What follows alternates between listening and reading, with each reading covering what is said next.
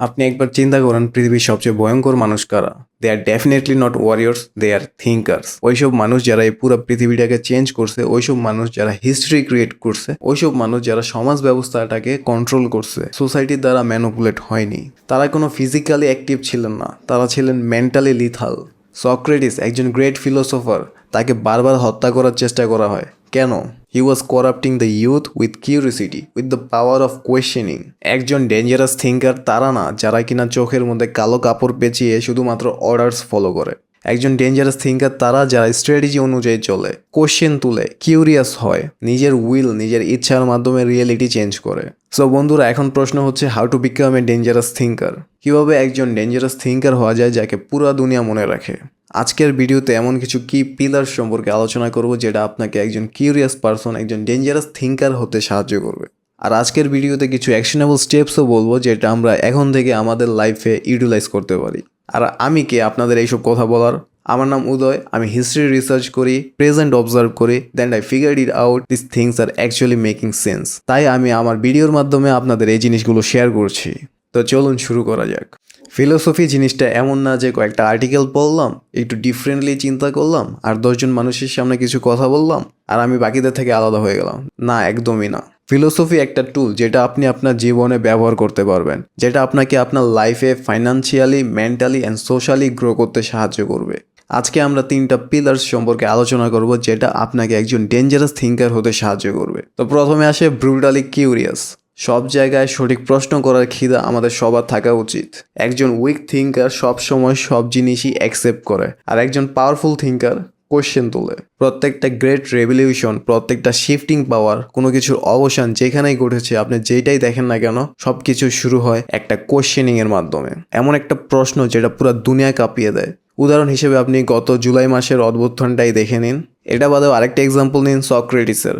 কি করেছিলেন উনি? কিছু সিম্পল কোশ্চেন যেটা মানুষের অনেক ব্রুটাল লাগে। জনগণ ভয় পাওয়া শুরু করে, রাজারা ভয় পাওয়া শুরু করে, সব পলিটিক্যাল লিডার্সরা ভয় পাওয়া শুরু করে। ও তো আমাদের উইক পয়েন্ট এক্সাজুরেট করছে, ও তো জনগণের বিলিভ সিস্টেম বদলে দিচ্ছে। আমাদের নিজেদেরকে এমনভাবে ট্রেন করতে হবে যাতে আমরা সব কিছুতে প্রশ্ন তুলতে পারি। মানুষ কেন এটা করে, মানুষ কেন এটা ফলো করে, এমন না যে আমাদের রুলস ডিরেক্টলি ব্রেক করতে হবে। আমাদের কোশ্চেন করতে হবে সিস্টেমের উপর। কারা এখানে প্রফিট করে, কি এমন জিনিস যেটা আমাদের থেকে লুকানো হচ্ছে, কি এমন জিনিস যেটা আমাদের জানানো হচ্ছে না।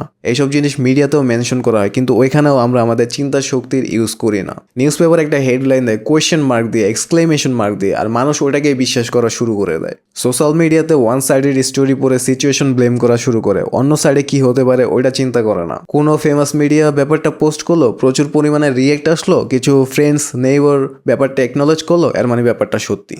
আমাদের যা বলা হয় আমরা সবই চোখ বন্ধ করে মেনে নেই। আমরা কখনো প্রশ্ন করি না, নিজেদেরও প্রশ্ন করি না এই নিউজ মিডিয়া যা প্রোভাইড করছে, এই স্ক্রিনের সামনে যে কথা বলতেছে, আর কথাটা কতটা লেজিট আর কতটা আপসার্ড। এখন আমি আপনাকে একটা অ্যাকশনেবল স্টেপ দিচ্ছি। আপনি নেক্সট 24 ঘন্টা সব কিছুর উপর কোশ্চেন করেন, যেটা আপনাকে দেখানো হয়, যেটা আপনাকে বলা হয়, সব কিছুর উপর কোশ্চেন করেন। দেন আপনি গ্র্যাজুয়ালি রিয়েলাইজ করতে পারবেন সিস্টেম কেন আপনাকে ম্যানিপুলেট করে, সোসাইটি কেন আপনাকে কন্ট্রোল করে। এরপরে আসে second pillar, mental war games, mastering strategic thinking. প্রত্যেকটা ডেঞ্জারাস থিঙ্কার একটা পিওর স্ট্র্যাটেজিস্ট হয়, স্ট্র্যাটেজি অনুযায়ী চলে, প্রত্যেকটা জিনিসকে ম্যাপ ডাউন করে, লেআউট বানায় এবং সেই প্রসিডিউরে গ্রো করে। আপনি যদি সানজু এর বই দ্য আর্ট অফ ওয়ার এটা পড়ে থাকেন, তাহলে আপনি বুঝতে পারবেন এই বইটা কোনো ফিজিক্যালি ব্যাটেল জিতার জন্য লেখা হয়নি। It was written for grabbing the power, it was written for survival, it was written for winning the mental war. আপনি হিস্ট্রি থেকে শুরু করে বর্তমানের মডার্ন এজ যত সাকসেসফুল পার্সন আছে, সবার মধ্যে একটা জিনিস দেখতে পারবেন, তারা দাবার বোর্ডের সৈন্যদের মতো চলে না, তারা পুরো দাবার বোর্ডটাই কন্ট্রোল করে। দে আর লাইক গ্র্যান্ড মাস্টার্স। এখানে আমি আপনাকে আরেকটা অ্যাকশনেবল স্টেপ দিচ্ছি। আগামী 15 দিন একজন কনক্রিট স্ট্র্যাটেজিস্টকে পড়ুন, তার স্ট্র্যাটেজিগুলো নোট ডাউন করুন এবং নিজের লাইফেও অ্যাপ্লাই করা শুরু করে দিন। তারপর থার্ড পিলারে আসে ওয়েপেনাইজ ফিলোসফি। বেশিরভাগ মানুষ মনে করে হাওয়া বাতাসে কথা বলাটাই ফিলোসফি। ফিলোসফি পুরো একটা ননসেন্স, এর কোনো মিনিং হয় না। But in reality philosophy is a blueprint. It's a blueprint for finding conventioning problems. আর প্রবলেম হচ্ছে first step of creating business, invention, creation and revolution. যদি আপনি ফিলোসফি ঠিক মতো ইউজ করতে পারেন, you can dominate all the aspects of life. ওয়ার্ল্ডের সব রিচেস্ট মাইন্ডসেটগুলোকেই দেখেন, Elon Musk, Bill Gates, Peter Thiel, Mark Zuckerberg, Warren Buffett, যাকেই দেখেন না কেন সবাই নিজেদের লাইফ ডমিনেট করার জন্য স্ট্র্যাটেজিক থিঙ্কিং ইউজ করে। কিভাবে আপনার ইমোশন অন্য কেউ কন্ট্রোল করতে না পারে, কিভাবে আপনার উইল পাওয়ার আপনাকে আপনার বেস্ট সেলফ ক্রিয়েট করতে সাহায্য করে, এই সব কিছুই ফিলোসফি থেকে আসে। এখানে আমি আপনাকে আরেকটা অ্যাকশনেবল স্টেপ দিচ্ছি, আগামী 7 দিন ফিলোসফি আপনার লাইফে অ্যাপ্লাই করুন। এটা স্টোইজম হতে পারে, উইল পাওয়ার হতে পারে, স্ট্র্যাটেজিক থিঙ্কিং হতে পারে, যেটা আপনার ভালো লাগে সেটাই আপনার লাইফে ইমপ্লিমেন্ট করা শুরু করে দিন। তারপর দেখবেন আপনার মাইন্ডসেট কিভাবে শিফট হচ্ছে। এখন সবচেয়ে ইম্পর্টেন্ট কথা বলি, অনেকে মনে করে ডেঞ্জারাস থিঙ্কার মানে যত বেশি নলেজ নেওয়া যায়, বাট ব্যাপারটা এমন না।